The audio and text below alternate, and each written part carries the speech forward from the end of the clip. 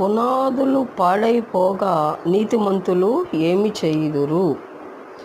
మనం ఏ పునాది మీద మనం కట్టబడి ఉన్నాము, మన పిల్లల్ని ఏ పునాది మీద ఉన్నారో మనం గుర్తు చేసుకోవాలి.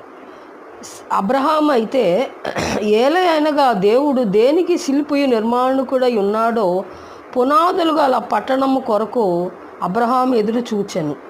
అబ్రహాం అయితే పునాదులు గల ఆ పరలోక పట్టణం వైపు ఆయన ఎదురు చూశాడంట. దేవుని స్తోత్రం. మన పునాదులు ఎలాగున్నాయి? దేవుని స్తోత్రం, స్తుతులు, వందనం. పునాదులు మంచిగా ఉంటేనే దేవుని స్తోత్రం మనం కట్టబడతాం. దేవుని స్తోత్రం.